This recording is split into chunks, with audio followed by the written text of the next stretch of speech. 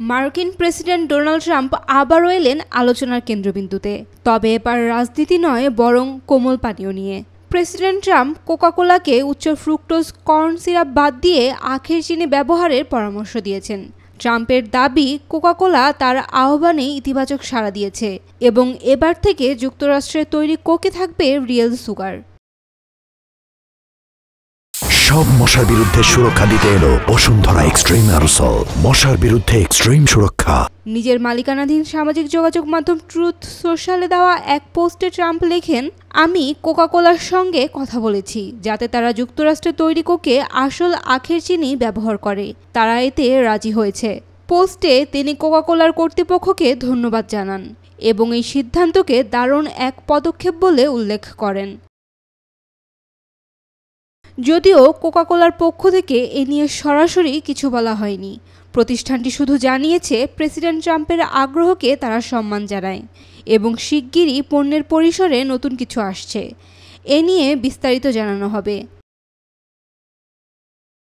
Diet কোকের প্রতি ট্রাম্পের ভালোবাসা সবারই জানা, কিন্তু এবার তিনি মূল পানীয়টির গঠনেই পরিবর্তন চাচ্ছেন। এর কারণ নিয়ে যদিও তিনি নিজে কিছু বলেননি, তবে এর পেছনে থাকতে পারে তার স্বাস্থ্যমন্ত্রী রবার্ট এফ কেনেডি জুনিয়রের ভূমিকা। কেনেডি দীর্ঘদিন ধরে উচ্চ ফ্রুক্টোজ কর্ন সিরাপের বিরুদ্ধে প্রচার চালিয়ে আসছেন। তার মতে এটি মার্কিনীদের স্থূলতা এবং ডায়াবেটিস বৃদ্ধির একটি বড় কারণ। তিনি একে বলেছেন মুটিয়ে যাওয়ার এক সহজ সূত্র। উল্লেখ্য, 1980 সালের পর থেকে যুক্তরাষ্ট্রে তৈরি কোকাকোলায় ব্যবহার হচ্ছে কর্ন সিরাপ। আখের চিনির তুলনায় সস্তা আর সরকারিভাবে ভুট্টার ভর্তুকি থাকায় তারা এটি দীর্ঘদিন ধরে ব্যবহার করে আসছে। তবে মেক্সিকো সহ অনেক দেশেই এখনও আখের চিনি দিয়ে কোক তৈরি হয়, যেগুলো মেক্সিকান কোক নামে পরিচিত এবং স্বাদের কারণে দারুণ জনপ্রিয়। স্বাস্থ্যের দিক থেকে আখের চিনি নাকি কর্ন সিরাপ ভালো তা নিয়ে বিজ্ঞানীরা এখনও একমত নয়। তবে ট্রাম্পের হস্তক্ষেপে যদি সত্যি কোকাকোলার স্বাদে পরিবর্তন আসে, সেটি যুক্তরাষ্ট্রের খাদ্যশিল্পে এক নতুন ধারা তৈরি করতে পারে।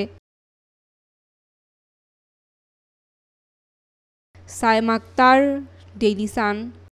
For more updates, follow us on Facebook, subscribe our YouTube channel, get the latest update on www.daily-sun.com.